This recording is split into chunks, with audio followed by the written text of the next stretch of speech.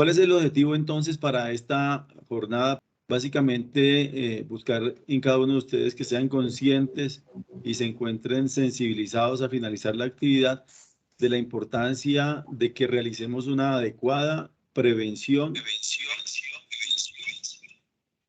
frente a todas las actividades ilícitas en punto de la corrupción y del soborno, y que durante este escenario también ustedes tengan la posibilidad de conocer buenas prácticas que se han emitido por parte de diferentes organismos multilaterales o de la misma legislación colombiana para atacar, para enfrentar, para combatir a estas personas dedicadas a cometer hechos ilícitos, delitos, algunos de ellos asociados con la corrupción y el soborno en el país. Entonces, para desarrollar la tarea, vamos a dividir la capacitación en 3 bloques. El primer bloque tiene que ver con contextualización de la corrupción y el soborno. El segundo, sobre buenas prácticas contra la corrupción a nivel internacional y a nivel nacional, normas, leyes y demás, convenciones internacionales. Y vamos a finalizar hablando de nuestro sistema de gestión antisoborno, teniendo como referente un documento que se llama la norma ISO 37001-2016. Quisiera entonces, de pronto algunos ya han visto este video, pero si no lo han visto, les traigo aquí esta pregunta: ¿esto es un hecho de corrupción o esto es un hecho de soborno? Entonces voy a colocar el video que tiene que ver con un evento que conocimos el año pasado sobre un incumplimiento a un contrato de poder llevar el servicio de Internet a los sectores más alejados del país y que obviamente pues buscaba impactar la educación de nuestros niños en diferentes regiones de Colombia. La arena para este debate de acusaciones en busca de respuestas será el Congreso de la República. Uno de los fuertes cuestionamientos es por las empresas y los personajes detrás de los conglomerados que conforman la Unión Temporal Centros Poblados. Estos son algunos de los documentos en poder de Noticias Caracol que hacen parte del dossier de pruebas que presentarán los congresistas León Freddy Muñoz y Catherine Miranda ante la plenaria de la Cámara de Representantes en medio de la moción de censura contra la ministra Karen Abudinem. Estamos viendo realmente es una red de corrupción, una red, digamos, de personas que dejan, entregan estas empresas para limpiar un poco los nombres, cambian los objetivos de estas empresas, pero estamos viendo efectivamente las mismas personas. Por ejemplo, Novotic, quien tiene el 35% de Centros Poblados, es una empresa fundada por Juan Carlos Cáceres Bayona. Es la única de la Unión Temporal que presentó la experiencia requerida para participar en la licitación. Si bien Cáceres Bayona renunció a la representación legal de la empresa a mediados del 2020, lo cierto es que esta sigue siendo de su propiedad, pues según este documento aún hace parte de la Junta de Novotic.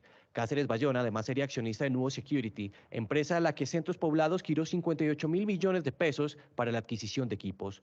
Otra empresa es ICM Ingenieros, quien también tiene el 35% de la participación de la Unión Temporal y se dedica al sector de la construcción. Al parecer, esta empresa sería de Emilio Tapia, condenado por el carrusel de la contratación en Bogotá. La prueba para los investigadores del caso sería esta acta de la Asamblea de Accionistas de la compañía, donde se designó a Erles Ariza como representante legal, quien en el pasado habría tenido negocios con Tapia y que renunció a su cargo precisamente el mismo mes que se abrió la licitación de Mintic, que ganó la Unión Temporal. Pero ojo a este dato. Álvaro Cruz tiene a su cuñado como representante legal de ICM. Recordemos que Álvaro Cruz, bastante cuestionado, y estuvo detenido por varios actos de corrupción dentro de su gobernación.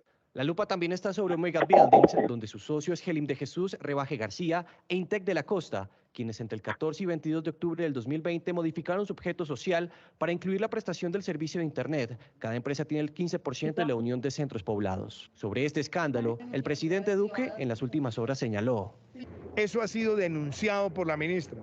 El contrato ha sido caducado por la ministra. Se han hecho los embargos por parte del Ministerio y por parte de la Contraloría que ya duplican el valor del monto que recibieron del anticipo. Entonces, la plata está protegida y lo que queremos es que esa maraña quede totalmente destapada. Del entramado también haría parte Jorge Alonso Molina García Mayorga, quien al parecer habría sido el encargado de conseguir las pólizas junto con la empresa Rave Seguros. ¿Qué habría en ese caso de Mintic? Un caso de corrupción.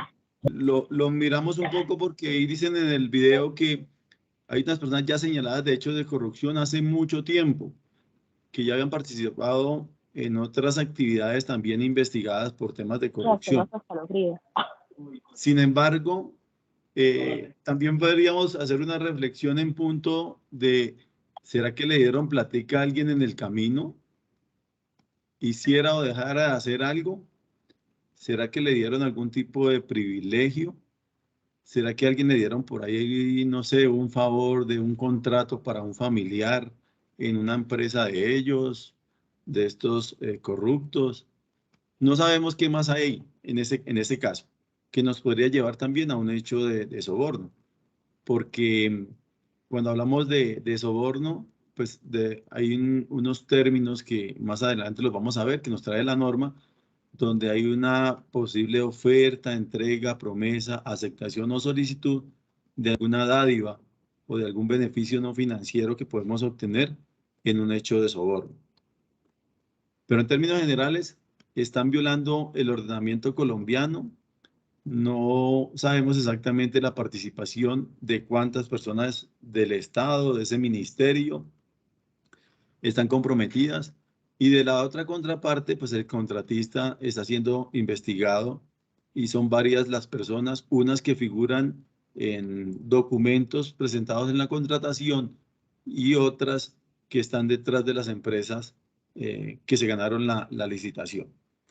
Así que es complejo porque la afectación para el bienestar y para el futuro de muchos, inclusive nuestros hijos, se va a dar o se va a ver a través del tiempo porque no van a tener acceso a la información, a esos medios de comunicación, a esas bibliotecas virtuales, etcétera, etcétera, por el descaro y por el abuso de estas personas dedicadas a obtener dinero de manera fácil y no con el fruto de este esfuerzo a través del tiempo.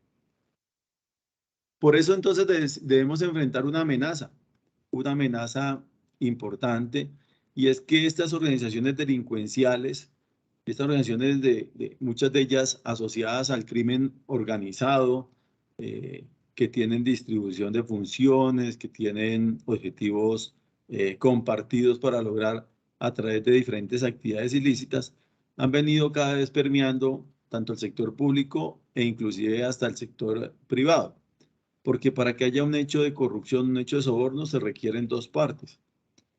Y dentro de una de ellas, tradicionalmente encontramos entonces el sector privado también haciendo parte. Diferentes carteles, diferentes uniones temporales, que el fin último que persiguen no es ejecutar el contrato, sino mirar de qué se apropian de esos recursos públicos. Así que debemos estar muy atentos para identificar esa amenaza, cuál sería esa fuente de riesgo, cuáles serían los riesgos que se nos podrían presentar y cómo los deberíamos atender a través de diferentes controles. Aquí hay una imagen que si uno se pone a detallarla, son diferentes fotografías. Y coronel, Bueno, voy a continuar aquí. Entonces tenemos una amenaza de las organizaciones delincuenciales que están buscando la forma de ingresar a la gestión de nuestras empresas y a la gestión que hacen, digamos, el Estado colombiano, hace contrataciones y ellos aprovechan. Cada vez se utilizan métodos innovadores, crean algo, se asocian con alguien y buscan siempre lograr su objetivo, no de cumplimiento de los contratos, sino de lograr dinero de manera fácil en esas contrataciones. También aquí hay una imagen que se las estaba compartiendo y esta imagen nos muestra diferentes recuerdos. Cuando uno mira la primera imagen del lado izquierdo, esta que estoy tratando de señalar aquí, es un cartel, el cartel de la hemofilia que se constituyó por allá en Córdoba y que también es un caso que está siendo investigado por estos hechos de corrupción. Encontramos el caso de Salucop, encontramos, por ejemplo, aquí el caso de Bogotá, del exalcalde de Bogotá, con hechos también de corrupción. Encontramos unos del Congreso de la República, es gobernador, caso de Odebrecht. Encontramos también el caso de Cartagena, que tiene un hecho también de despilfarro de recursos públicos que han afectado lo que el Estado está haciendo a través de empresas industriales que tiene el gobierno colombiano. Y al lado derecho, en la parte superior, encontramos también que el tema de corrupción no es un tema colombiano exclusivo, sino que es un tema mundial. Un caso que ocurrió en el Perú se llamó la vacuna gay. El problema es un poco el internet, que entre todos, como está en lluvia, hay veces nos afecta también el internet. Sigamos entonces, a ver, ¿qué tenemos aquí? Una imagen que uno diría, uy, ¿será que eso pasa en el mundo? Digamos que es solamente una imagen ilustrativa y que no hay abuso del poder, para poder hablar de la definición de corrupción. Y aquí hay un concepto básico tomado de la Real Academia Española. ¿Qué significa corrupción? Y dice que es la acción y el efecto de corromper o de corromperse. Es el deterioro de valores, usos o costumbres. Y nos da como una tercera definición que tiene que ver que en las organizaciones, especialmente en las públicas, existen prácticas consistentes en la utilización indebida o ilícita de funciones de aquellos en provecho de sus gestores. Entonces está diciendo, la corrupción tiene una doble posibilidad de ocurrencia. Y es que la corrupción puede ser que yo la impulse para que alguien se corrompa o para que yo mismo me pueda corromper. Y que en términos muy generalizados, pareciera que la corrupción fuera solamente del sector público. Algunos pensaríamos que solamente los problemas de corrupción se ven con el Estado y es en el Estado donde está la corrupción, pero sin duda la corrupción está también en el sector privado y ya hay muchos ejemplos, muchos casos. Ahí al lado derecho hay unos ejemplos de temas de corrupción que se podrían presentar.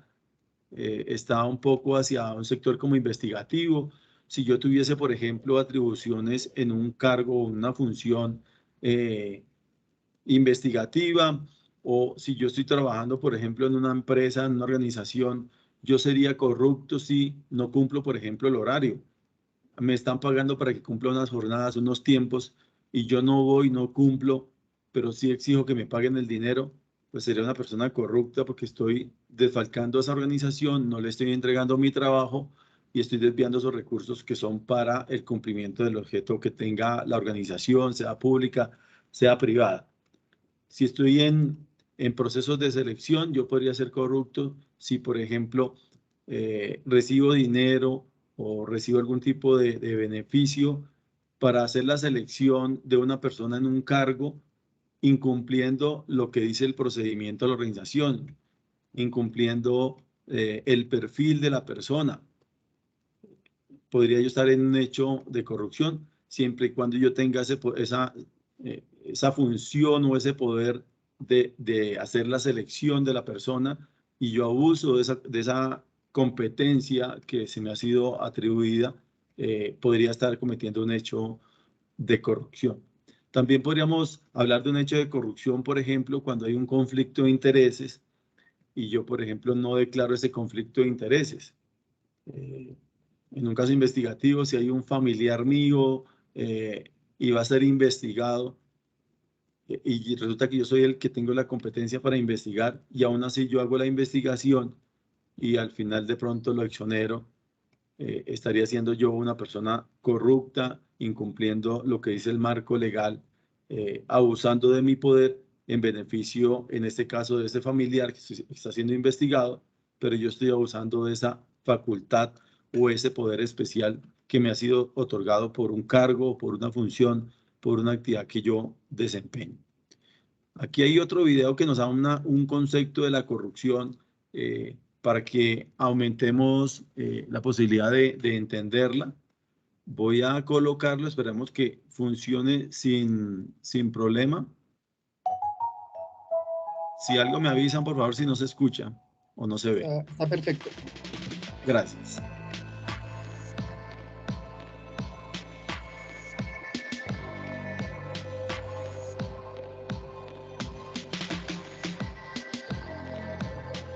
Las ciencias sociales definen la corrupción a través de un concepto paraguas, simplemente para ilustrar la gran complejidad de ideas y conceptos que la incluyen. Pero la idea más antigua, el concepto más antiguo de corrupción, quiere decir la decadencia, en términos filosóficos platónicos, en donde el poder corrompe al hombre y es el hombre el que usa el poder en un beneficio personal y egoísta versus un beneficio social y común. Empíricamente es difícil definir la corrupción porque es un fenómeno multifactorial.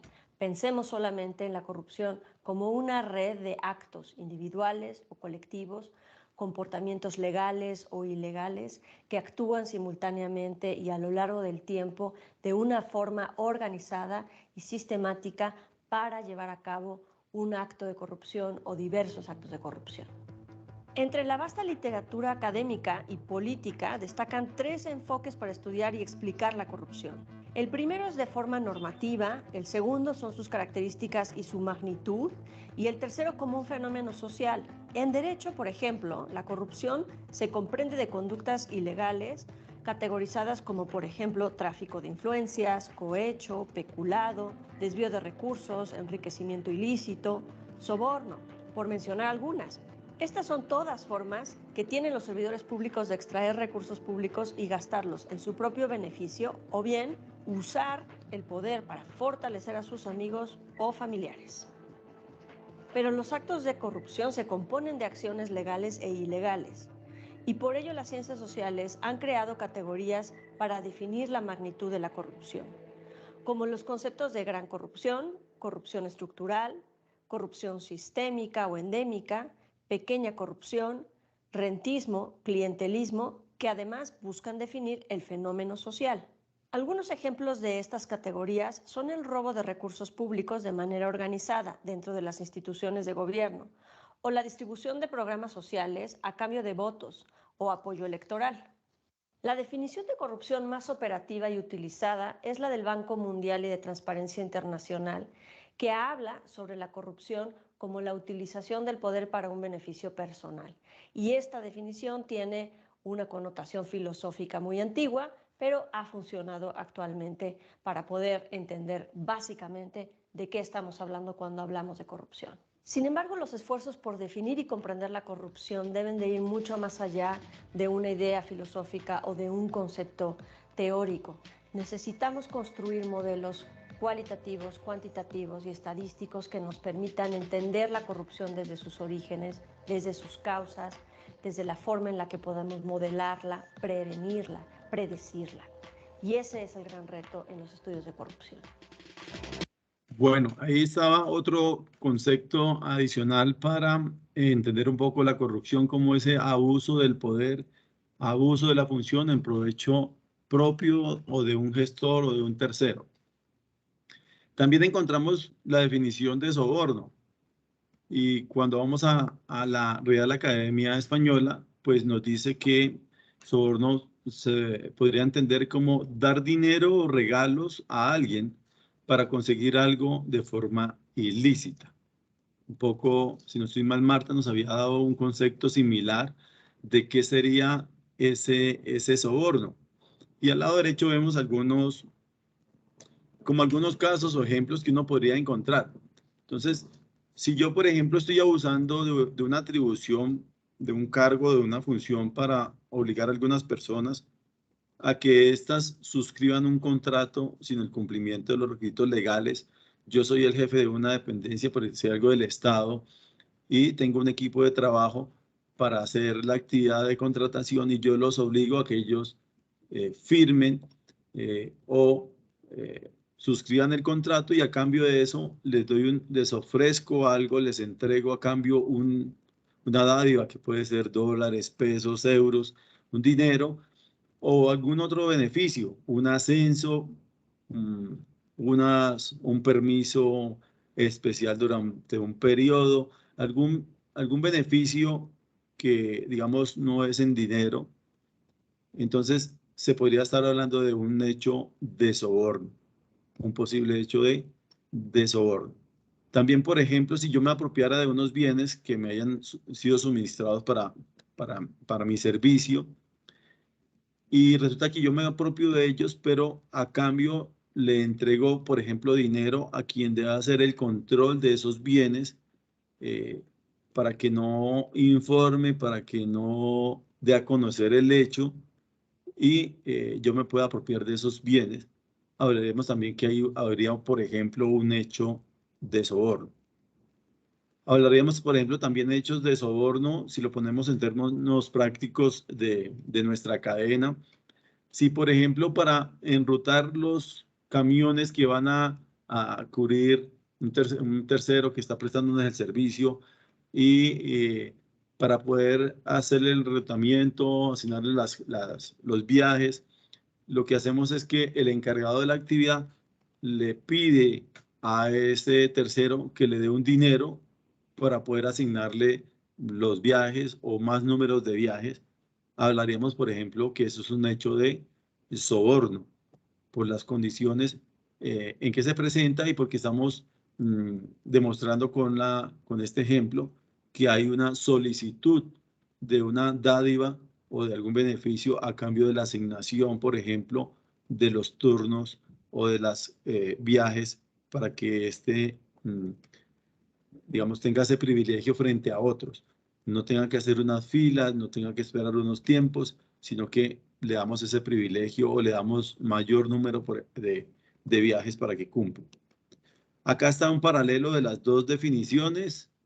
La primera, la de corrupción, que dice entonces que es el aprovechamiento de una atribución del poder o de una autoridad que ha sido delegada por su cargo o función para beneficio injusto e impropio, que puede ser para esa persona o para un tercero. Y al lado derecho encontramos la definición de soborno.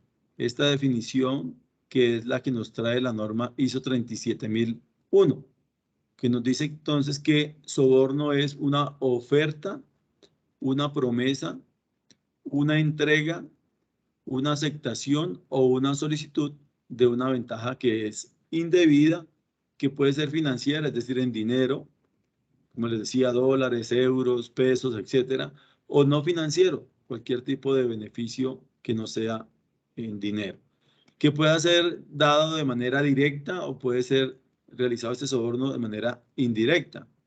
¿Cómo así que directa o indirecta? Directa cuando yo mismo ofrezco, cuando yo mismo solicito o acepto algún tipo de dádivas. Indirecta cuando, por ejemplo, y es una costumbre, buscamos a un familiar, a la esposa, a un hermano o buscamos un compañero del trabajo para que esta persona haga el ofrecimiento o entregue el dinero para que, con violación a una ley, que puede ser una ley del Estado, la ley de la organización, la reglamentación de la organización, actúe eso que le damos como un incentivo o recompensa para que esa persona o haga algo o deje de hacer algo, y que eso sin duda va a beneficiar a quien ofrece el dinero o una tercera persona que ésta quiere que se beneficie. Hay un micrófono. Gracias por cerrar el micrófono. Entonces aquí están las dos definiciones. No sé si hay alguna duda frente a las dos definiciones de corrupción y de soborno, o si hay alguna inquietud, o así está bien para quedar claros con las dos definiciones. Así está bien, muchas gracias. Listo. Entonces, como al final vamos a mirar un tema de soborno, la invitación es a ver si el tiempo nos da, y es que podamos, yo coloco un ejemplo ahí de soborno y una metodología de cómo podemos identificar un hecho de soborno, y que ustedes vayan pensando en la empresa en dónde se podrían presentar hechos de soborno, en cuál proceso, en cuál actividad, y podamos hacer como un ejercicio para que esta definición la podamos llevar como a la práctica en la identificación de riesgo de soborno. Así que anoten estos conceptos o estos términos que tienen que ver con el soborno, esos 5 comportamientos que se quieren controlar a través de la norma ISO 37001, que es la oferta, la promesa, la entrega, la aceptación o la solicitud. Esos 5 verbos son fundamentales para hacer identificación de riesgos relacionados con la norma ISO 37001. Acá están entonces unos factores que hacen parte del soborno. Entonces encontramos, por un lado, que hay un sobornador. Esto puede ser bien sea una persona, bien sea una organización que se dedique con sus directivos y demás a lograr algún tipo de sobornos, como el caso de Odebrecht. Encontramos el sobornado, la persona que va a hacer o dejar de hacer algo con violación a la ley aplicable. Y el propio hecho de soborno que podamos llegar a materializar. Cuando hablamos de que la persona que está siendo sobornada puede ser tanto una organización o una persona que se pueda afectar en algún momento. Y decirles entonces que el Fondo Monetario Internacional nos ha expresado que alrededor del 2% de la riqueza a nivel global, que equivale más o menos a 1,5 billones de dólares, han sido destinados para cometer hechos de soborno a nivel mundial. Entonces, mucho del dinero que se mueve es mucho el dinero que no va a cumplir su objetivo, y es que si yo voy a vender un servicio, si voy a vender un bien, yo lo puedo hacer y dar mayor calidad en ese servicio o en ese bien entregado, porque un porcentaje de eso yo debería considerarlo en el momento de los costos. Alrededor de más o menos 5 o 10% en costos se incrementan por tener que pagar algún tipo de soborno para un trámite, para poder comercializar, etcétera, etcétera. Así que el Fondo Monetario Internacional nos ha advertido que se están perdiendo recursos a nivel global de esa manera. Les decía entonces que hay veces tenemos una mirada de que como que la corrupción se aplica solamente para el sector público y el soborno se aplica solo para el sector privado, cuando son comportamientos que tienen aplicación tanto en lo público como en lo privado. Es decir, que debemos tratar de identificar aquellos factores o aquellos comportamientos que se podrían llegar a materializar en un riesgo, bien sea de corrupción, bien sea de soborno en mi empresa, y que yo debería, con mis controles, tratar de mitigar, tratar de tener la capacidad de conocer cuándo se presenta y de tomar las medidas, poder enfrentarlo de acuerdo con mis protocolos de actuación cuando se materializa un riesgo de este tipo. ¿Cuál es mi reglamento interno de trabajo? ¿Cuáles son las condiciones en que mis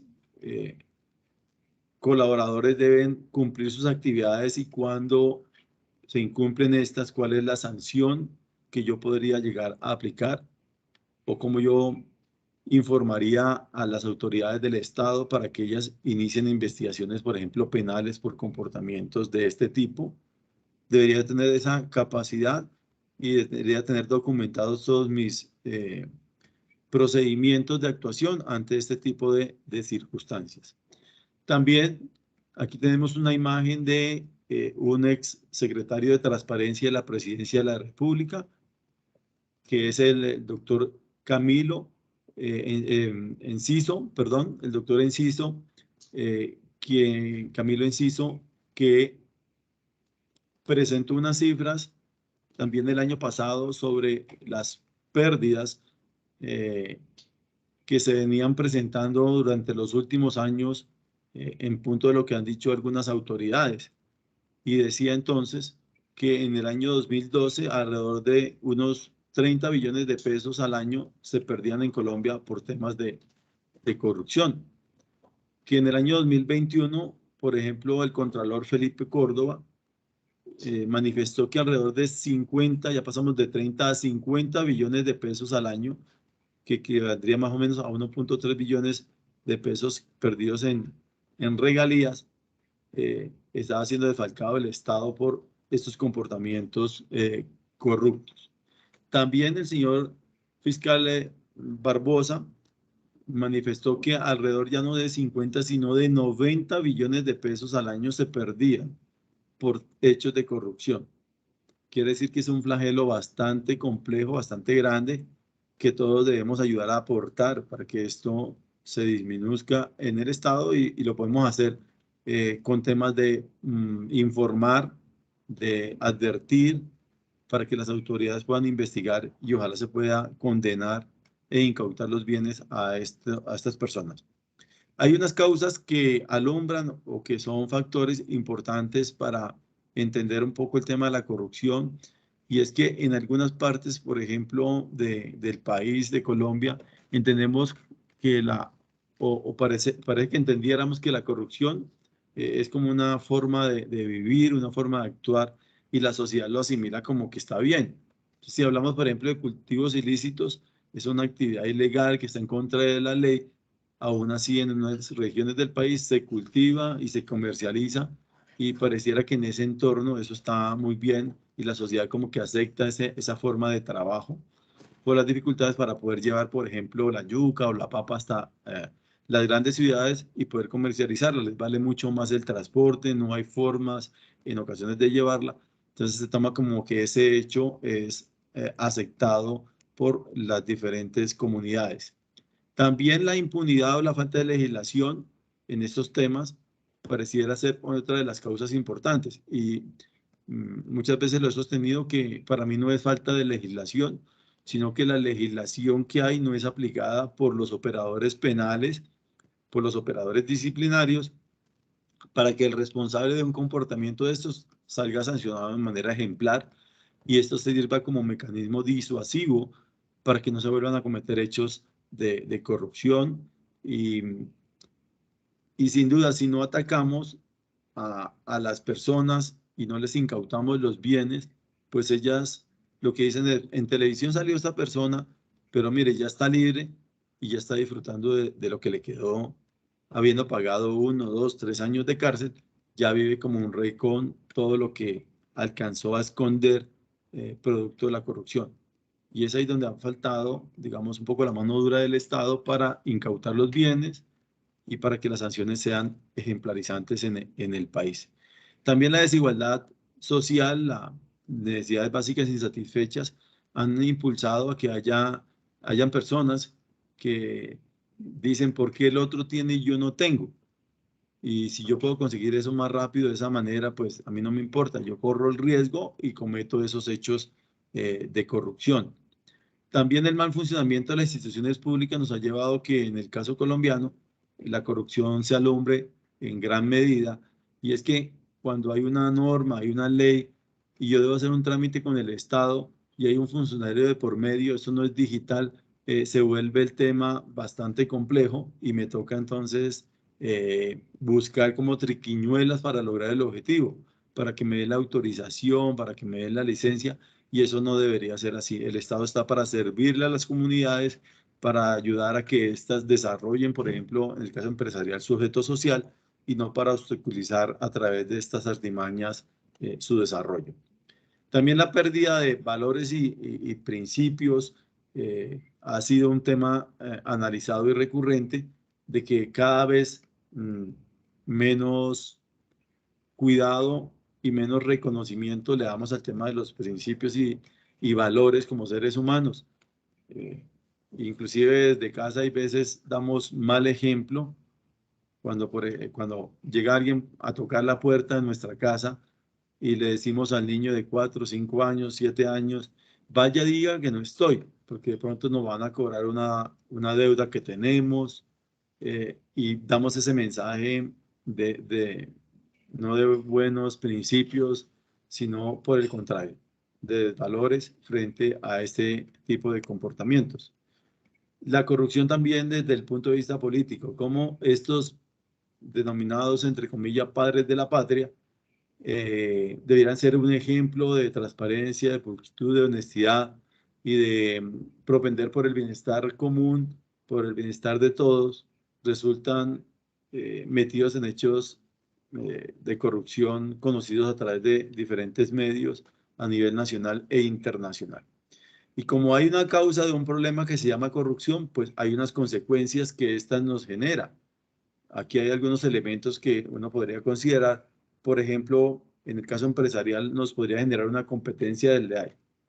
Y esto se da cuando, por ejemplo, varias empresas están ofertando para un contrato y resulta que se arma una triquiñuela entre un par de empresas colocando requisitos simulados, incumpliendo algunos para que se direccione a una empresa de manera determinada y en el otro contrato entonces lo mismo, pero que se direccione a la otra empresa, ¿sí? Se está compitiendo de manera desleal frente a otros que lo hacen de manera transparente sin dar nada a cambio.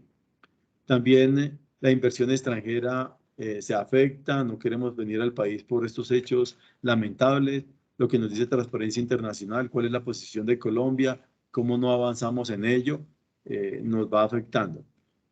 Nos genera también un poco de desconfianza para pagar, por ejemplo, el tema de impuestos. Si yo pago impuestos, pero el mandatario sale investigado y condenado por corrupción, si yo pago impuestos y resulta que hicieron las losas para uno movilizarse a través del Transmilenio, pero las losas se dañaron, le colocaron material que no era y se perdió una cantidad de recursos, algo que ha salido en medios de comunicación, pues eso como que desestimula para yo hacer el esfuerzo de pagar esos impuestos y eso afecta a las finanzas de cada uno de los municipios y a nivel nacional. También se afecta todo el tema de derechos y libertades públicas. En algunas regiones yo no puedo ejercer mis derechos, me limitan la salida por las noches, no puedo transitar con mis camiones para llevar carga en determinados sectores, en determinadas horas. Se deteriora, digamos, los mismos productos y servicios que me venden porque toca bajarle calidad para poder pagar estos dineros a personas que sin duda abusan de sus posiciones, muchas veces en actividades de control o de supervisión. Y sin duda estos temas de soborno y corrupción tienen de promedio un tema humano, un tema de llegar a nosotros a generar conciencia en esa persona que está trabajando con nosotros, para que esa persona no solamente sea honesta, sino que sea una persona íntegra. Y es que en lo público a veces nos mostramos como que cumplimos las cosas, pero cuando estamos detrás como cambiamos el comportamiento y hacemos cosas inadecuadas. Entonces la invitación para cada uno de ustedes es que busquemos que nuestros equipos de trabajo sean equipos íntegros, que cumplamos las normas, que demos ejemplo, que respetemos la competencia, que no propiciemos, apalanquemos temas de deshonestidad, que no le paguemos, por ejemplo, a esa persona que está cumpliendo el servicio de seguridad o de control para acceder a algún servicio público y le pagamos para que nos pase adelante, para que saltemos el turno. Que hagamos de nuestra vida una vida ejemplar a través de la integridad como seres humanos. Y esa integridad que no se enseña, sino que se transmite con el ejemplo. Es la única forma que podamos llegar a unos seres humanos correctos y con futuro en un tema de estabilidad como seres humanos. A nivel internacional, entonces, encontramos algunas buenas prácticas como un segundo componente de la actividad de hoy que nos llevan a mirar cómo a través de diferentes mecanismos internacionales, de diferentes iniciativas, continuar por temas de tiempo. Entonces, tenemos dos referentes internacionales que hemos traído aquí algunos como para que ustedes entiendan que esto es un problema global, este es un problema internacional y que debemos aportarle, contribuirle desde nuestra función para que estos mecanismos se lleven a aplicación, para que cumplamos las normas. Entonces encontramos a nivel global, por ejemplo, una convención que se llama la UNCAC, que es de las Naciones Unidas, que es de lucha contra la corrupción. Encontramos aquí al lado derecho esta verde que se llama la Convención Interamericana contra la Corrupción, que no es de las Naciones Unidas, sino de OEA. Encontramos también el Fondo Monetario Internacional como uno de los pilares para todo el tema financiero, de transparencia en los recursos, en que esos recursos se puedan transferir de una parte a otra con controles, con trazabilidad, que si se llevan a paraísos fiscales se pueda advertir a las autoridades, etcétera, etcétera. Encontramos también en Estados Unidos algunas normas que tienen un sentido específico de lucha contra la corrupción. Tenemos otro micrófono abierto. Gracias. Tenemos unos temas también de transparencia internacional que nos ha ayudado a visibilizar cómo están los países a nivel global en temas de percepción frente a todo el tema de transparencia por cada uno de estos países. Y vamos a mirar cómo está Colombia, cómo ha salido evaluado en los últimos años. Encontramos también nuestra norma VAS como un referente que nos ayuda a ese comercio seguro y que dentro de sus lineamientos, cuando miramos por allá los estándares 501, 502 y 503, en sus numerales 1.1, 1.2, están luchando frente a estos temas de corrupción y de soborno, como desde la política en la norma nos están pidiendo que investiguemos, que tomemos control, que identifiquemos los riesgos relacionados con soborno y corrupción. En esta vía, entonces, de esas iniciativas internacionales encontramos la OCDE. ¿Y la OCDE por qué? Porque es de las últimas iniciativas donde Colombia ha ingresado a ser parte de ella. Y la OCDE es la Organización para la Cooperación y el Desarrollo Económico. ¿Qué es la OCDE entonces? Básicamente es una organización que surgió por allá en 1960, que fue como un desarrollo de una primera organización que ayudaba a hacer como la reconstrucción después de la Segunda Guerra Mundial a través del Plan Marshall.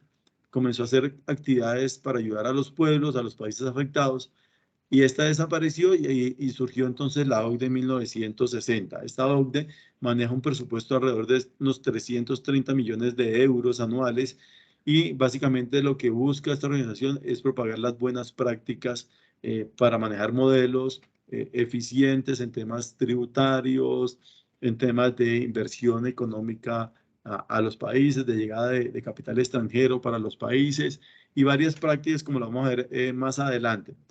¿Cómo se financia entonces? Con el PIB de los diferentes países que la integran.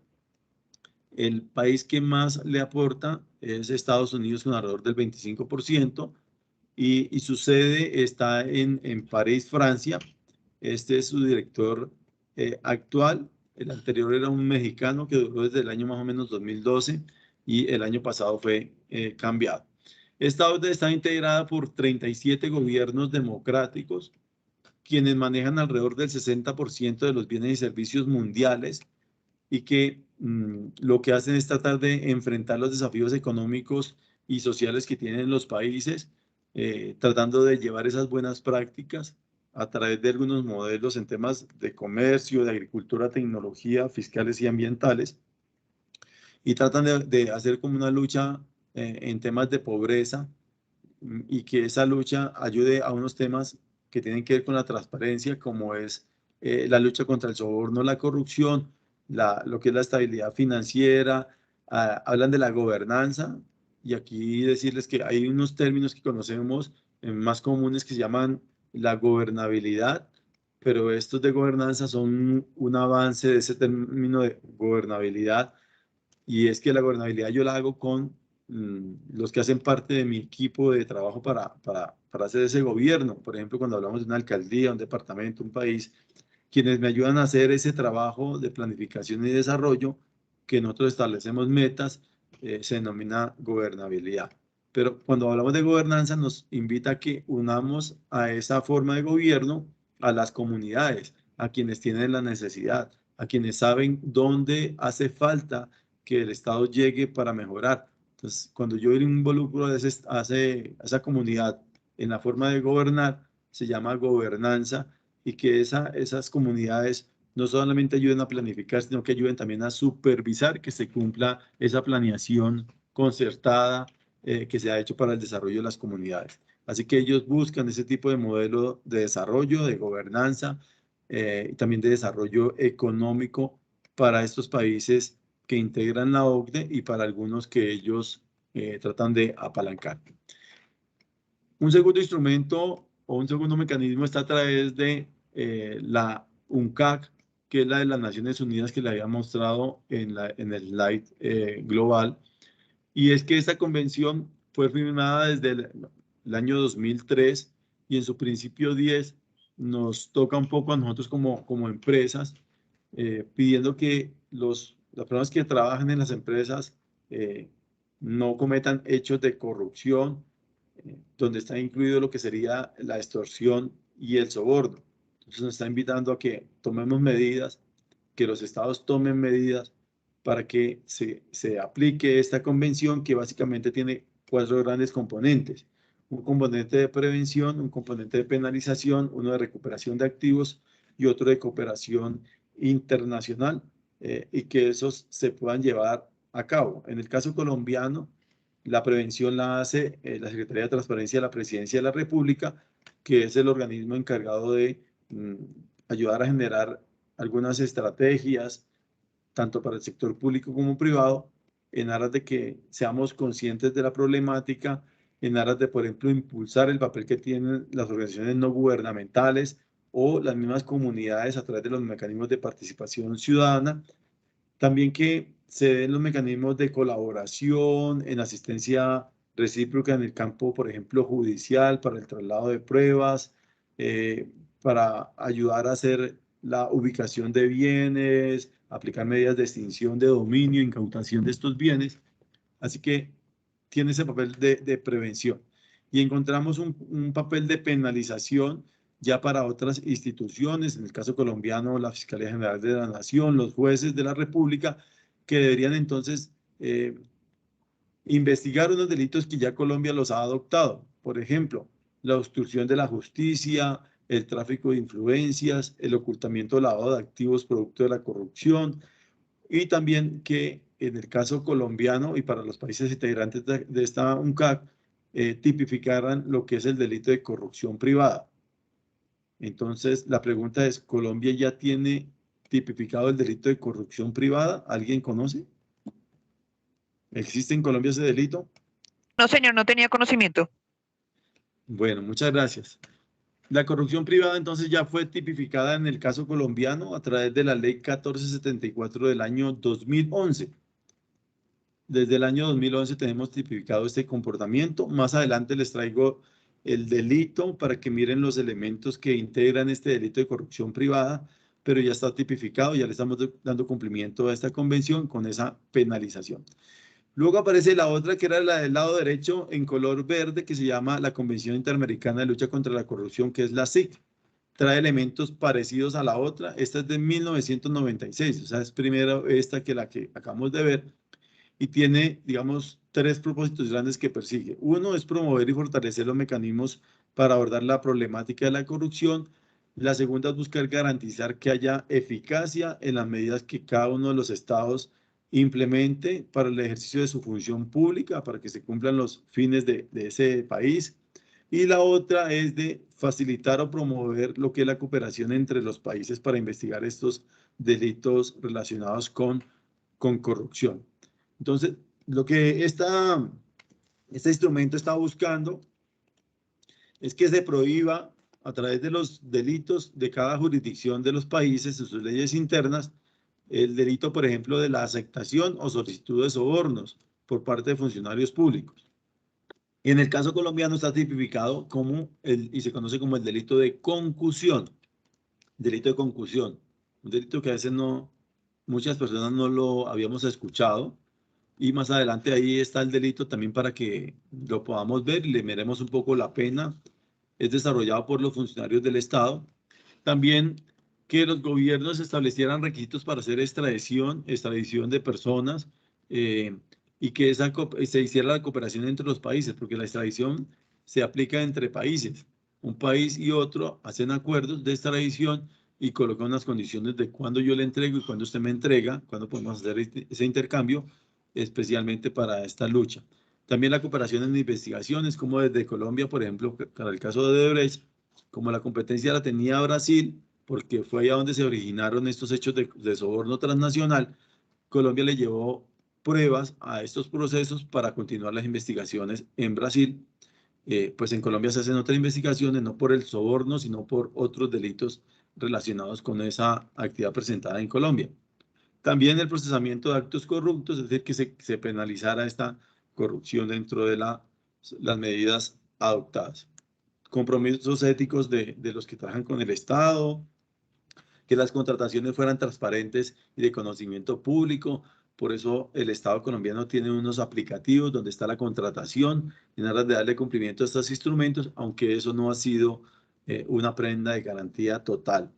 También mecanismos para hacer la denuncia y que se proteja a quienes presenten esta denuncia, que se movilice, se motive a las comunidades para impulsar los mecanismos de participación ciudadana que sin duda han ayudado a obtener buenos resultados.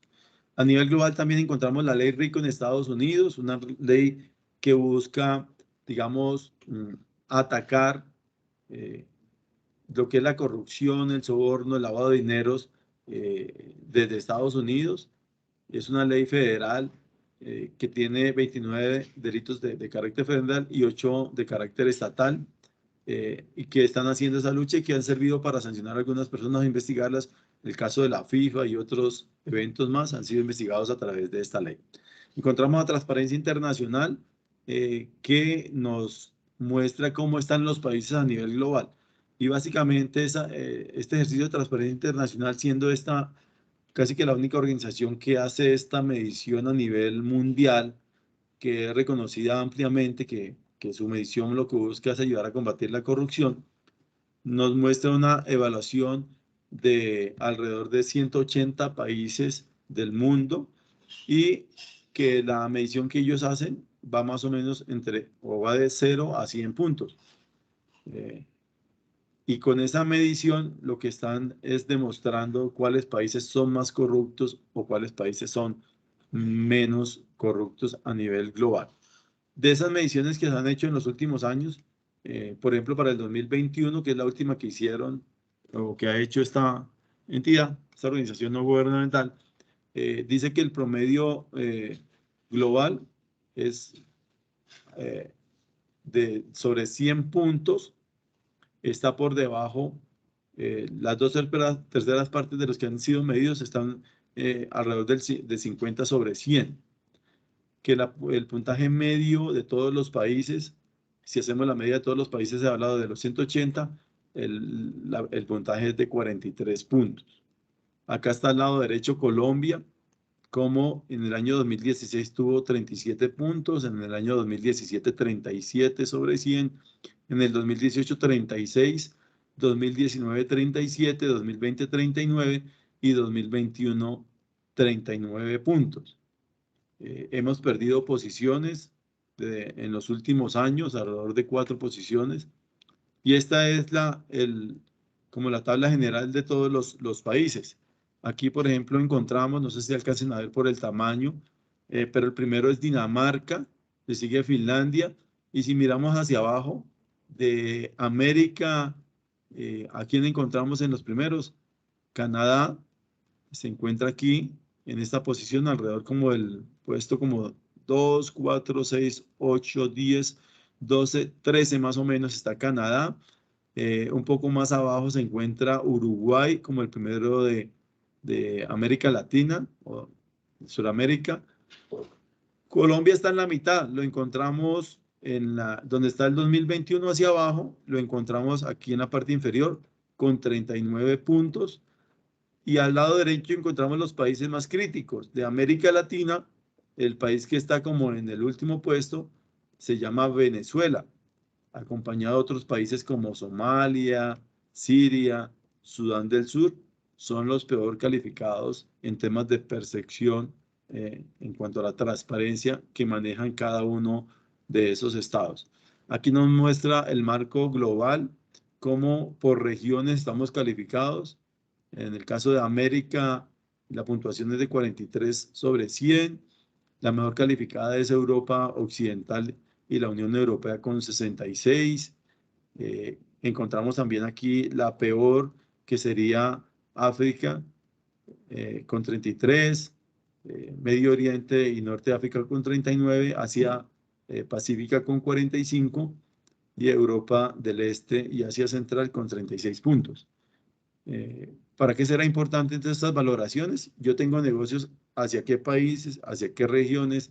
Eso me podría dar también en el contexto una identificación de cómo podría tratar de ir consolidando mi cadena de suministros en punto de esas regiones del país.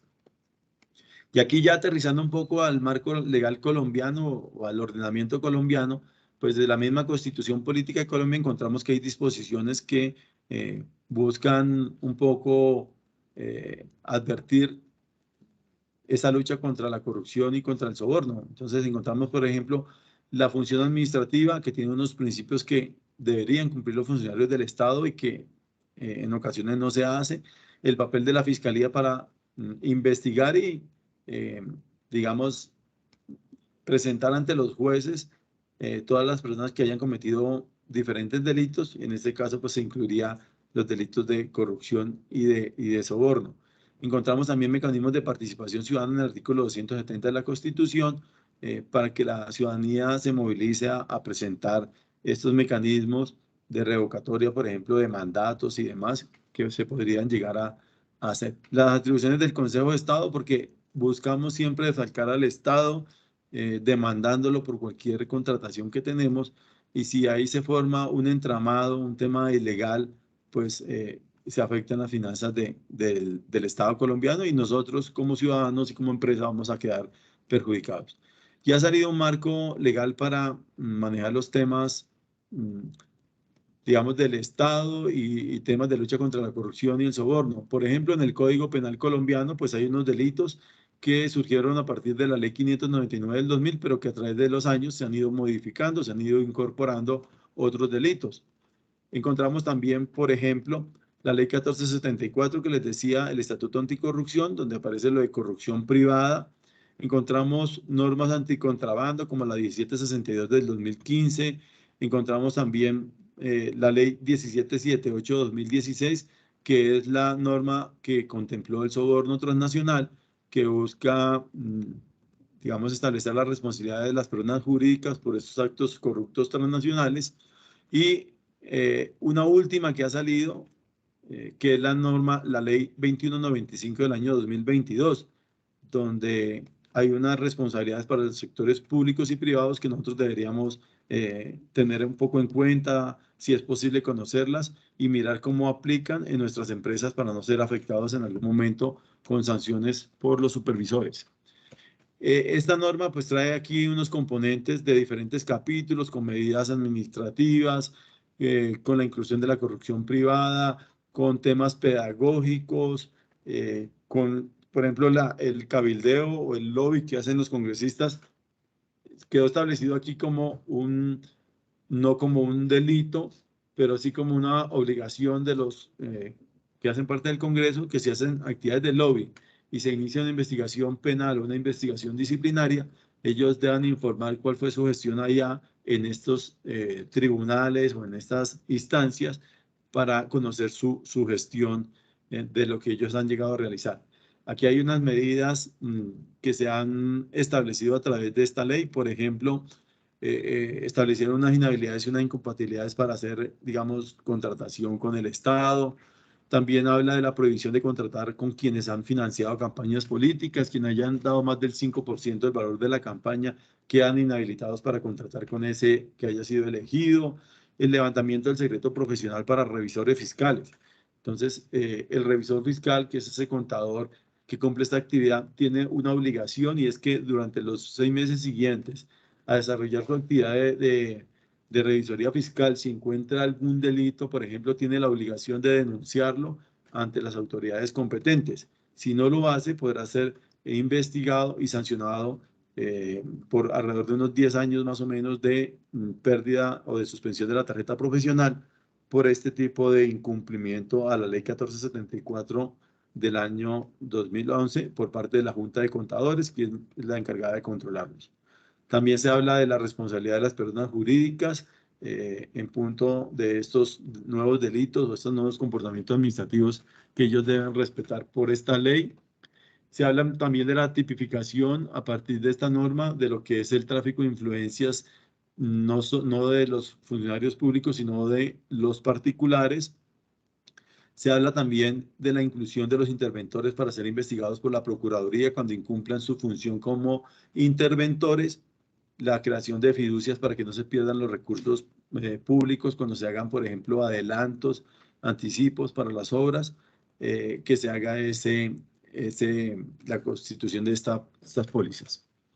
Encontramos también que hay un COMPES que el último es del año 2021, el 4042, y este COMPES, que es el último que ha salido sobre el lavado de activos, financiación del terrorismo, que tiene una mirada que va más allá del lavado de activos y financiación del terrorismo, al incluir también lo que es la financiación de la proliferación de las armas de destrucción masiva, busca como objetivo, primero, que se pueda prevenir, detectar, investigar y judicializar este fenómeno. Segundo, que se pueda perseguir lo que son los activos, los bienes que se hayan obtenido de la comisión de esos escenarios que denominan como heterogéneos y cambiantes de lo que maneja estas organizaciones delincuenciales criminales para materializar lo que se denomina entonces este lavado de activos y demás. ¿Qué sería el lavado de activos? Básicamente ese conjunto de acciones a través de las cuales pues estas organizaciones delincuenciales o criminales buscan darle apariencia de legalidad a esos dineros, a esos recursos obtenidos ¿de dónde?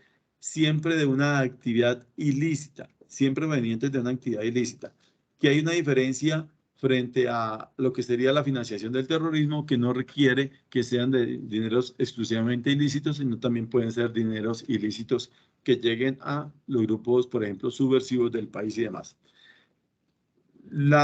El marco legal colombiano contempla que tenemos 65 delitos fuentes de lavado de activos, que es importante que los tengamos ahí como en cuenta. Esos 65 delitos son, entre otros, y ustedes ven aquí representados, tráfico de migrantes, trata de personas, extorsión, secuestro, encontramos tráfico de armas, enriquecimiento ilícito, los prevaricatos por acción y por omisión, la financiación del terrorismo, el tráfico de drogas, encontramos el abuso de autoridad por actos arbitrarios o injustos. Es un catálogo bastante generoso de delitos. Encontramos la concusión, el cohecho en sus diferentes formas, el cohecho que se denomina impropio, el propio, o el que podemos cometer nosotros como particulares, que se llama el cohecho por dar u ofrecer. Ese no los podrían, digamos, llegar a investigar si nosotros lo cometemos cuando le damos, por ejemplo, a un funcionario público para que él haga o deje de hacer algo. También está la utilización de asuntos sometidos a secreto, la intervención en política en esas épocas de campaña, es un delito que se puede llegar a materializar y sería fuente de lavado de activos. El contrato sin el cumplimiento de requisitos legales cuando participamos, por ejemplo, en licitaciones, en contratos con departamentos, municipios o con el Estado. También le sumamos delitos contra la administración pública, encontramos el empleo ilegal de la fuerza, la usurpación de funciones públicas, el abuso de funciones públicas, la misma violencia contra el servidor público, son entre otros los que hacen parte de los 65 delitos fuentes de lavado de activos para cuando hagamos debida diligencia. Si encontramos a alguien vinculado a estos delitos, podríamos tener ahí como una objeción para tener relaciones comerciales con ellos. ¿Qué es la financiación del terrorismo?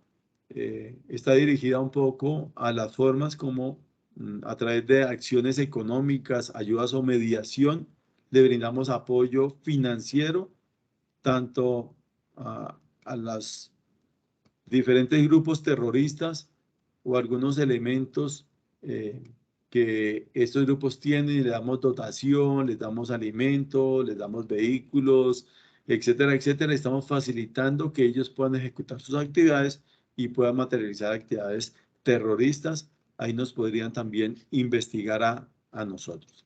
Aquí he traído una de las leyes, que es la 1778 del año 2016, porque tiene que ver con el soborno transnacional. Entonces, esta norma que trae diferentes está compuesta por diferentes lineamientos para la lucha contra la corrupción. Nos dice entonces que hay una superintendencia que tiene una competencia general que llama las supersociedades, y esta superintendencia pues tiene el papel de impulsar a los obligados, a los supervisados, para que implementen, adopten lo que se denominan programas de transparencia y ética empresarial, que tengan mecanismos internos anticorrupción, que desarrollen mecanismos y normas, por ejemplo, internas de auditoría, que hagan la promoción, campañas de capacitación, sensibilización en temas de transparencia, y que sin duda, dependiendo de esa empresa, de ese supervisado, lo miran de acuerdo a unos montos que tenga, unos activos, unos ingresos, unas operaciones, y le dan unos lineamientos para que establezcamos y cumplamos estos programas de transparencia y ética empresarial, conocidos como los PTE, y hay diferentes resoluciones. Gracias, muy amables. Entonces tenemos unas obligaciones, y deberíamos de pronto mirar lo que ha salido a través de la Superintendencia de Sociedades para la competencia general que tiene ella, y nos dice que nos podrá controlar en estos casos de manera de una competencia general. Cuando tengamos ingresos o activos superiores a 40.000 salarios mínimos legales mensuales vigentes, cuando hayamos realizado negocios o transacciones internacionales directas o a través de intermediarios, que dichas transacciones o negocios sean superiores a los 100 salarios mínimos legales mensuales vigentes.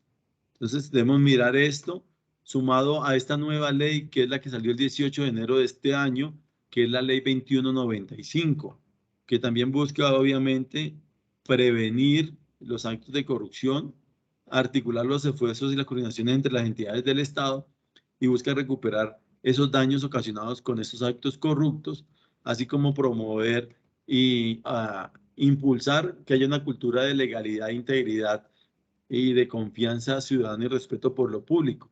Ese es como el objeto de la ley. Entonces es importante que nosotros miremos, le echemos una miradita a esta ley si nos aplica, y tengamos en cuenta las obligaciones que ella trae, porque está fortaleciendo lo que es la responsabilidad de las personas jurídicas por actos de corrupción. El mantenimiento de la información durante los 5 años siguientes, por ejemplo, cuando ha sido liquidada una empresa por hechos de corrupción, quien la liquide tiene la obligación de conservar la información durante los 5 años siguientes. También nos habla de que se crea un registro único de beneficiario final, al cual tiene acceso la Contraloría, la DIAN, la Fiscalía, la Superintendencia de Sociedades, la Procuraduría y la UIAF, y que nosotros tenemos la obligación de ingresar una información en ese registro único de beneficiarios, donde se pueda establecer la identificación de la persona que está haciendo negocios jurídicos, los beneficiarios de esa negociación, quiénes serían los beneficiarios finales que podría tener ese tipo de negocios, especialmente con la contratación estatal, las debidas diligencias que hemos realizado, la actualización de esas debidas diligencias, y da una obligación para que en los 6 meses siguientes, es decir, a partir del 18 de enero, las superintendencias que hacen el papel de supervisores dicten la forma en que nosotros como empresas estamos obligados a cumplirse, a reportarles a ellos. Entonces, si nos controla la DIAN, nos va a dar la orientación de qué debemos hacer. Si nos controla las supersociedades, cómo debemos hacer. Si nos controla la supertransporte, ella nos va a dar unos lineamientos para darle cumplimiento a esta ley, y hay que estar muy pendiente. Lo cierto es que esta ley trae unas sanciones bastante fuertes. Por ejemplo, una multa de hasta 200.000 salarios mínimos legales mensuales vigentes, que se le suma también el mayor valor entre el beneficio obtenido y el pretendido en un acto de corrupción. También la inhabilidad para contratar con el Estado colombiano hasta por 20 años.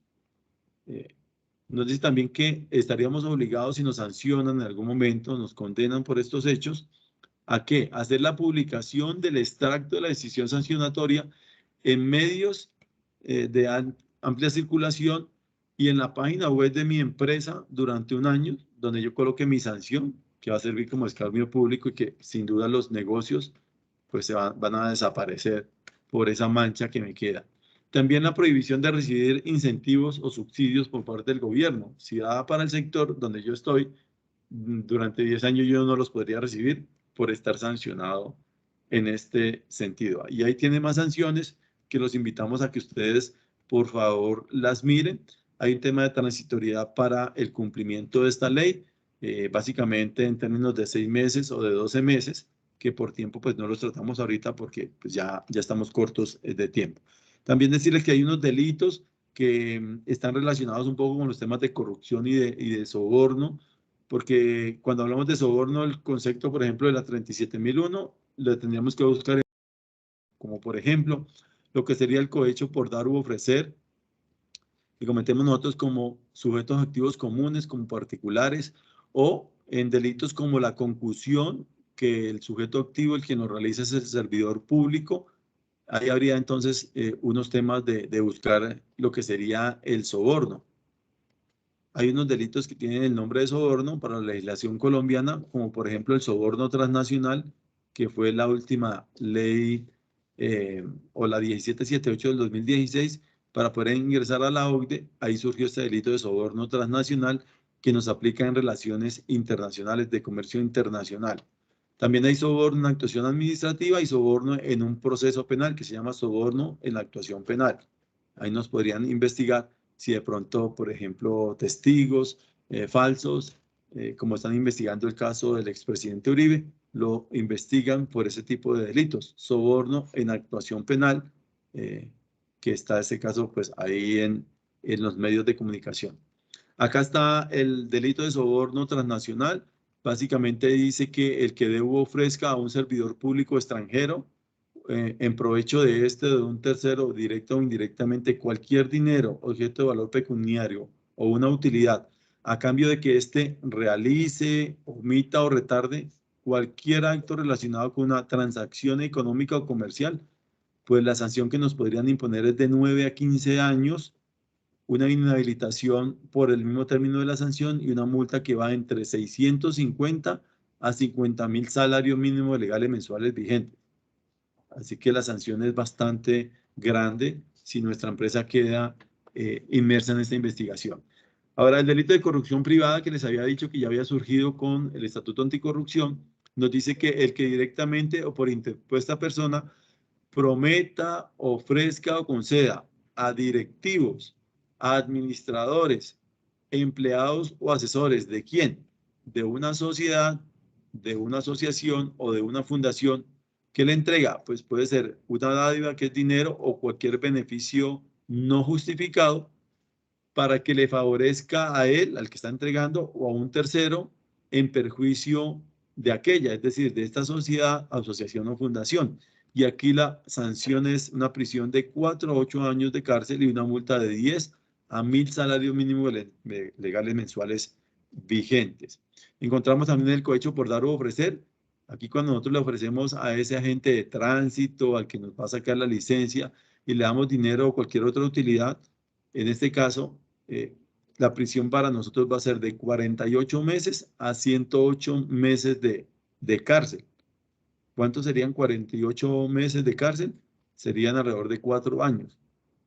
Así que cuando vayamos a darle los 50.000 pesos a ese agente de tránsito, pensemos bien en la consecuencia que podría generarse de ahí. Si él me coge ese dinero, me filma, me pone a disposición, podríamos estar siendo condenados con esta sanción y una multa y una inhabilitación también para trabajar en el futuro con el Estado.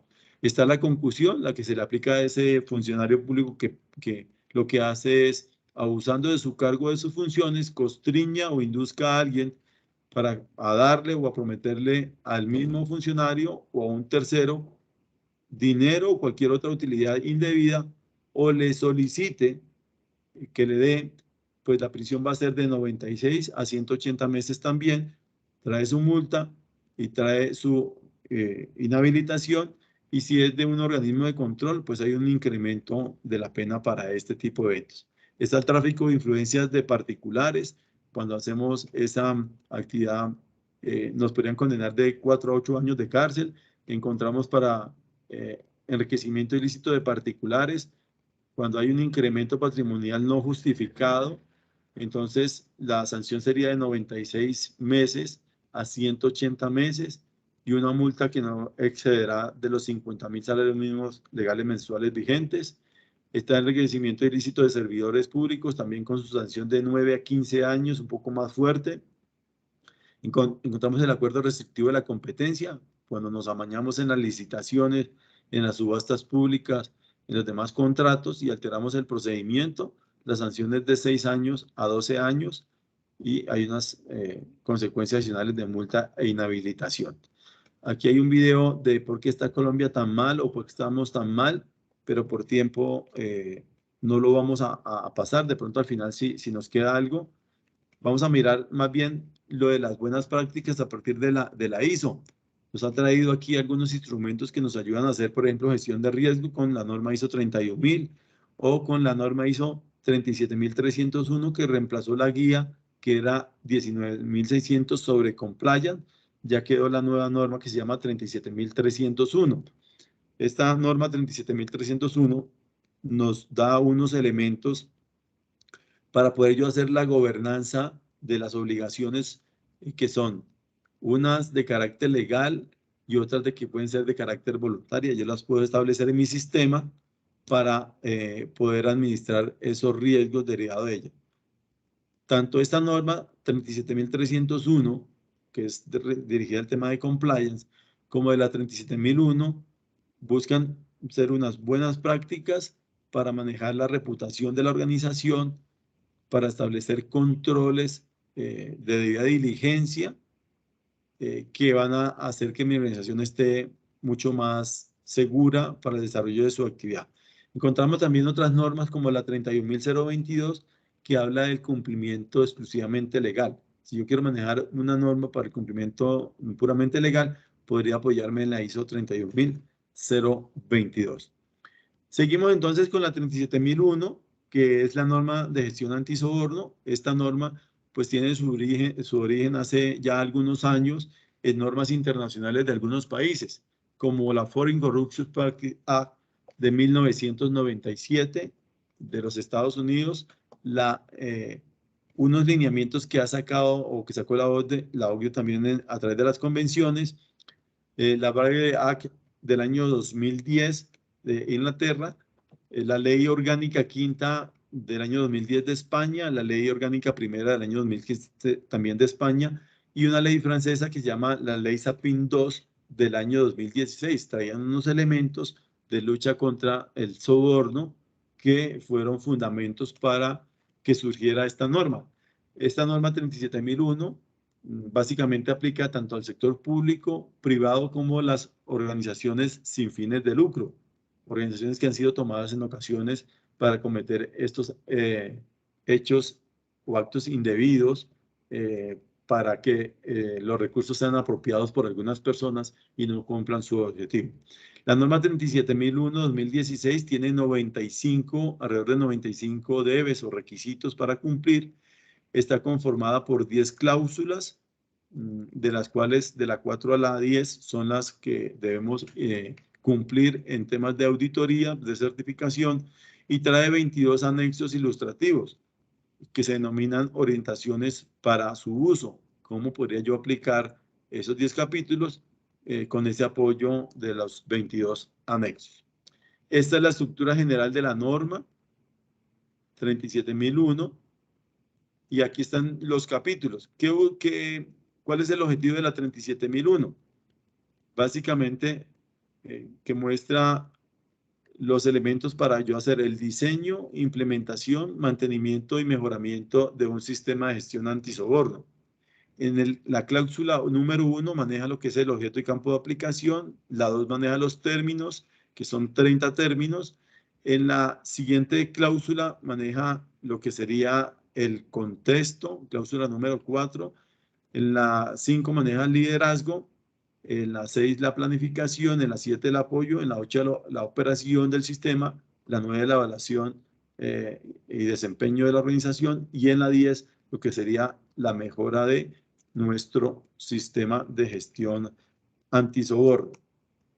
Cuando entramos, por ejemplo, a la cláusula número 1, de objeto y campo de aplicación, nos dice que básicamente especifica los requisitos y proporciona una guía para que yo pueda establecer, implementar, mantener, revisar y mejorar ese sistema de gestión antisoborno, que yo lo podría implementar de manera independiente como un sistema autónomo o integrado a través de un sistema de gestión o con otros sistemas de gestión, por ejemplo, con sistemas de seguridad y salud en el trabajo, de medio ambiente. Yo podría integrarlo y es válido a través de este modelo, porque esta norma tiene estructura de alto nivel que permite integrarse con otros sistemas de gestión.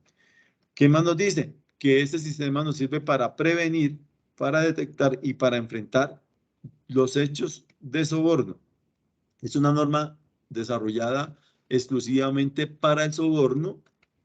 Si yo como organización quiero, la puedo ampliar a otros delitos, pero dice la norma que es exclusivamente para atender los temas de soborno.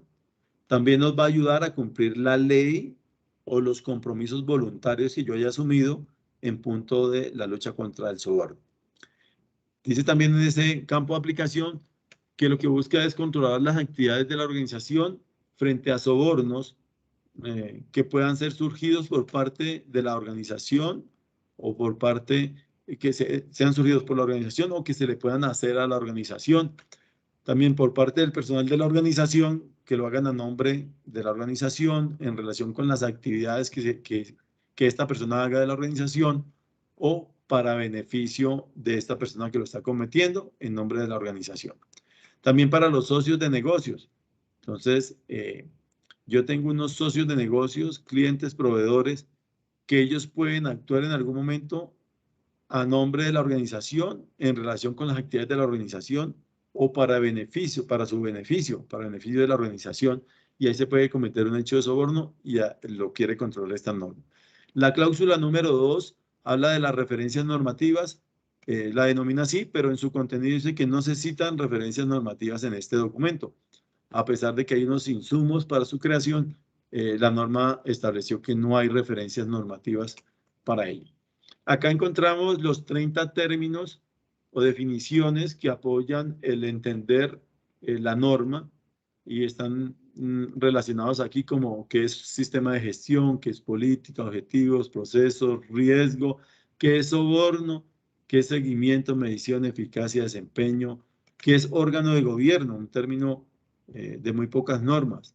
Y ese órgano de gobierno está integrado por aquellos accionistas, los que tienen la parte final de la gestión, de la administración de una organización. Habla de la alta gerencia, como ese directivo que, digamos, establece las líneas de desarrollo y las ejecuta como cabeza directa de esa operación diaria de la organización. Habla de la función de cumplimiento, de las partes interesadas, de la tercera parte, de quién es un socio de negocio, de debida diligencia.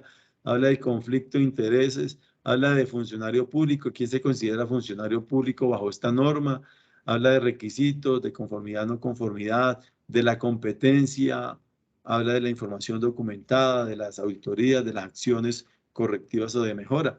Y aquí hay un par de conceptos que lo vamos a tratar de manejar de acuerdo con el tiempo, pero básicamente nos define, entonces, ¿qué es sistema de gestión? Como ese conjunto de elementos que interactúan dentro de la organización y que sirven para establecer políticas y que estas políticas van a facilitar que yo identifique unos objetivos para cumplir, unos procesos que desarrollar mi actividad y al final logre los objetivos globales de mi organización desde el punto de vista, para el caso de soborno, de la lucha contra el soborno. La política como esa intención o dirección que tenga la organización, el objetivo como ese resultado, ese propósito que yo tengo para lograr. Nos habla también de la alta dirección, como les decía, es una persona o un grupo de personas que dirigen y controlan la organización a su más alto nivel. El órgano de gobierno, que puede ser un grupo de personas que tienen la responsabilidad y autoridad final de la organización sobre las actividades, gobernanzas políticas y que a ella le rinden cuentas, la alta dirección le debe rendir cuentas como una instancia inferior en temas jerárquicos. La función de cumplimiento.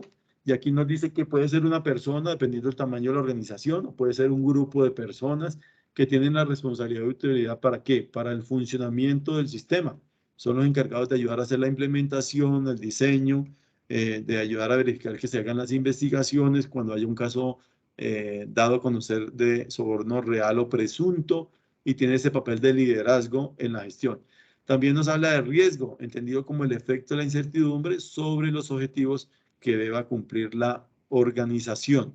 Parte interesada como la persona o organización que se pueda afectar, verse afectada o percibirse como afectada por lo que hace mi organización a través de esas actividades o esas decisiones que se toman durante la operación. Los requisitos, el requisito es la necesidad que está establecida y es obligatoria, es decir, los debes que trae la norma entre el capítulo número 4 y el capítulo número 10 los debería cumplir. Y por último, debida diligencia, y aquí es un tema central y debemos entender esta debida diligencia no solamente o en el punto, en la mirada que tiene la UIAF, sino que aquí el proceso de debida diligencia nos dice que es un proceso con mayor detalle para yo conocer la naturaleza y el alcance de los riesgos de soborno. O sea, yo debería ser muy puntual y tratar de verificar cuáles son esos riesgos de soborno que yo podría enfrentar como organización, mirarlo con mucho detalle hasta dónde se puede presentar ese riesgo, cuál es el alcance que podría tener, y que nos va a ayudar sin duda a tomar decisiones en relación con qué, con las operaciones que yo pueda hacer en la organización o que tenga proyectadas hacer, con los mismos proyectos y con las mismas actividades de gestión que hace mi entidad, mi organización.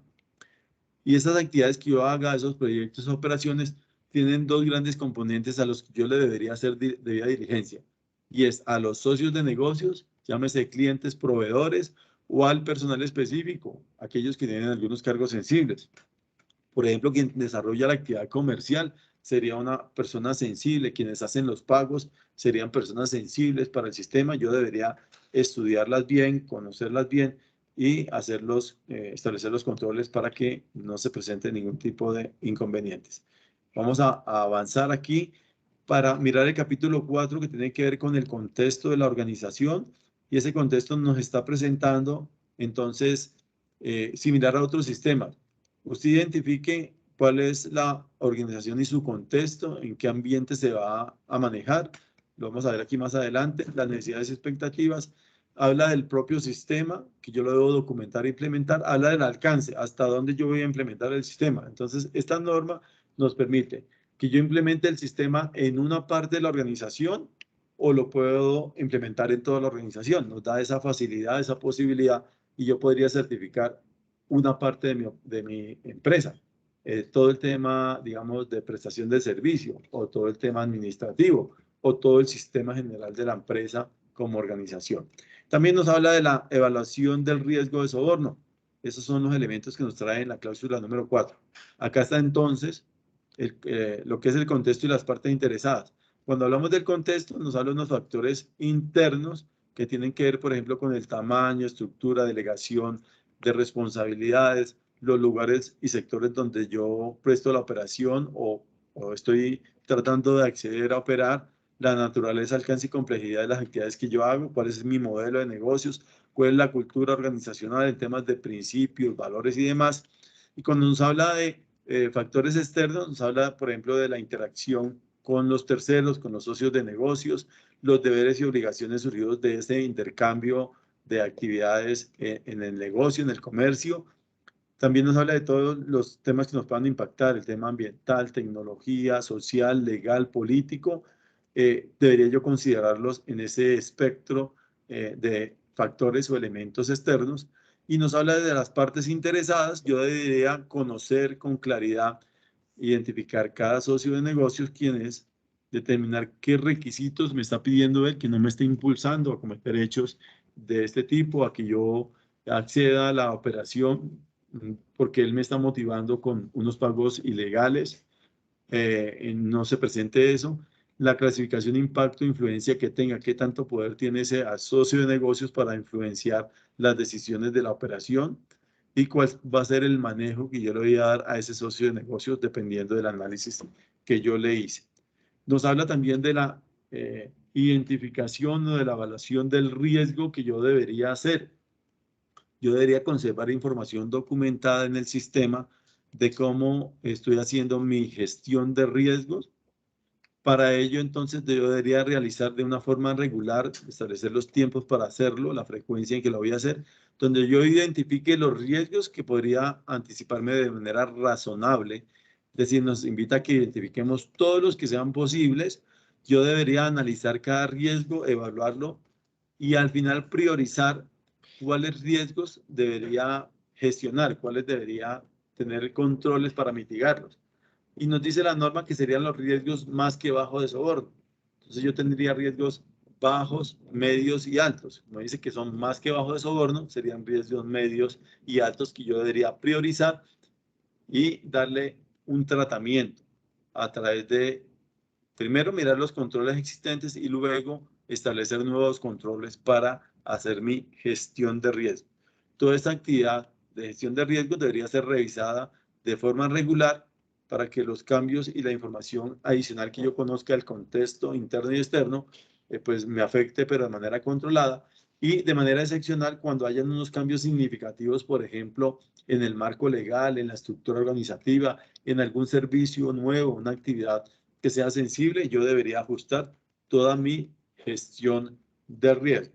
Entonces, en términos globales, yo podría tener en cuenta el contexto, debería identificar dónde se me podrían presentar esos riesgos, teniendo en cuenta los productos, servicios o canales que yo preste, en qué procesos para cumplir esas actividades sería importante identificar esos riesgos. Me voy a la actividad, me voy al proceso, miro la exposición para poder tomar decisiones de esos riesgos que yo estoy priorizando. Debería definir los eventos en que se va a presentar ese riesgo, porque pueda que un riesgo se me presente en el proceso administrativo, pero también en el proceso operativo. Yo debería identificar efectivamente esos eventos en los cuales se me pueda llegar a materializar. Debería estudiar las causas, los momentos y las personas involucradas, con fundamento en esas causas, establecer esos controles que faciliten el monitoreo de mi gestión de riesgos. Esta era la matriz que les decía un poco que había traído para que la miráramos. Aquí es un cuadro de cómo yo podría identificar y comenzar a hacer un inicio de gestión de riesgo de soborno. Entonces, si ustedes van aquí al lado izquierdo, encuentran el proceso. Yo podría decir que este es el proceso de gestión administrativa y financiera de mi empresa. La actividad, en este caso, es seleccionar la que dice suscripción de contratos por adquisición de bienes o servicios. ¿Cuál es el comportamiento presunto de soborno? Entonces es presunto, no es que se esté presentando, pero yo debería considerar si eso se me podría llegar a dar en la organización. Y aquí estoy diciendo, tomando los conceptos de la definición de soborno, cogí aquí 3. Ofrecer, prometer o entregar. ¿Y qué me podrían ofrecer, prometer o entregar? ¿Alguna dádiva o alguna ventaja indebida? ¿A quién? A mis colaboradores para la adjudicación de un contrato. Entonces, los que participan en el contrato podrían ser contactados por un oferente para ofrecerles dinero, para prometerles algún beneficio o para ofrecerles algo con el fin de que ellos lo prioricen y le asignen el contrato, así él no cumpla los requisitos o cumpliéndole le den prioridad por encima de otros que tienen mejores condiciones. Entonces yo podría identificar, si esa es mi metodología, cuál es el sujeto activo, es decir, quién está propiciando el hecho. En este caso, como es oferta, promesa o entrega que viene del proveedor, pues el sujeto activo sería el oferente o proveedor del bien o del servicio. ¿Cuál sería el sujeto pasivo? Pues en este caso yo puedo decir que es mi sugerente administrativo, que es el que firma los contratos o el que da el aval final, o los integrantes de los comités de contratos, si participan, si emiten conceptos de cumplimiento de requisitos y son los que puedan llegar a recibir algún tipo de dinero por esa oferta que me hace el proveedor. Aquí tengo entonces, ¿cuál sería el riesgo o el efecto de la incertidumbre sobre los objetivos de mi empresa? Pues es la afectación de la reputación de la organización, de la empresa. Cuando reciben dinero, cuando le entregan dinero y eso sale a la luz pública, me va a afectar de manera significativa mi reputación, se va a ir al piso y obviamente me puede dar como consecuencia pérdida, por ejemplo, en el mercado, como una consecuencia posterior. Para ello, entonces, yo debería mirar mi riesgo, cuáles son los controles existentes. Por ejemplo, yo tengo compromiso antisoborno. Entonces, en la contratación yo podría hacerle firmar una cláusula de compromiso antisoborno o un documento que se llama compromiso antisoborno, donde él lea que nosotros no permitimos que nos ofrezcan, ni que nos prometan, ni que nos entreguen dádivas para la asignación de contratos, ni para el desarrollo de ninguna operación, etcétera, etcétera. Y yo le notifico a él, pues es un control que va a ayudar a frenarlo un poco para que no ofrezca, porque sabe que la cultura de la organización, los principios, el sistema está pendiente de estos comportamientos. Yo podría analizar bajo unos criterios de probabilidad, dependiendo de cómo yo los haya determinado, pero aquí para el ejemplo simplemente le puse 3 de probabilidad, porque tenemos unos funcionarios que están capacitados, pero el contratista la hemos advertido a través de por lo menos este compromiso y la probabilidad la coloqué en 3. El impacto, pues si se presenta este hecho que me afecta a la imagen en medios de comunicación, pues para mí sería un impacto alto de 5 porque voy a perder posición en el mercado, podría llegar a perder mi licencia de funcionamiento, una consecuencia del supervisor que conoce el hecho y fue probado, una sanción penal, etcétera. Y el nivel de riesgo para mí sería 15, que yo lo podría catalogar dependiendo de mi mapa de calor, si es un riesgo alto o si es un riesgo medio, dependiendo de la metodología que utilice, si es 4x4, 5x5, etcétera, etcétera. Pero para complementar el ejercicio está la misma actividad, ya desde el otro punto de vista, y es decir, el soborno, digamos, saliente. El otro era el entrante, el proveedor que me estaba ofreciendo, me está prometiendo, me está entregando, y ya busco el soborno saliente, es decir, los otros términos que nos dice la norma ISO 37001. Es la misma actividad, el proceso de gestión administrativa y financiera, la suscripción del contrato para bienes y servicios, pero en este caso es una solicitud o aceptación de entrega de dádivas o ventajas indebidas de los oferentes o proveedores para la aplicación del contrato. En este caso, el sujeto activo, quien comete la conducta, puede ser mi sugerente administrativo o puede ser mis integrantes del comité de contratos. Ellos son los que están solicitando o están aceptando algún tipo de dádiva. ¿Cuál es el sujeto pasivo? El oferente o proveedor que está haciendo parte de la actividad cuando le están solicitando o le están pidiendo que entregue algún dinero. ¿Cuál es el riesgo? Es el mismo, afectación de la reputación de la organización. Si eso sale en medios de comunicación, pues nos va a afectar. Aquí el control existente es el código de ética, no es el compromiso antisoborno porque se aplica para el proveedor, el código de ética aplica para nuestros funcionarios o colaboradores. Y aquí la probabilidad, en este caso me dio 4 y el impacto me dio 5, me llegó a 20, es decir que este para mí sería un riesgo alto. ¿Cómo les parece el ejercicio para identificar riesgos de soborno? ¿Alguien me puede hacer algún comentario? ¿Nos puede complementar algún comentario con este ejercicio de identificación de riesgos de soborno? ¿Cómo deberíamos utilizar esos términos de oferta, promesa, entrega, aceptación o solicitud? Vamos a ir cerrando por temas de tiempo, porque son las 5:56. Hay unos lineamientos que nos da, por ejemplo, para todo el tema de liderazgo dentro del sistema. Y en ese liderazgo nos habla de unos roles que se deben establecer por parte de la organización. Los roles son ¿cuáles? El órgano de gobierno, la alta dirección, la función de cumplimiento son los 3 órganos principales que hay que determinar.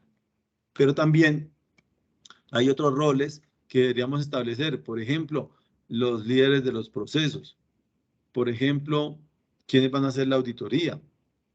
Por ejemplo, ¿quiénes van a investigar los hechos de soborno real o presunto?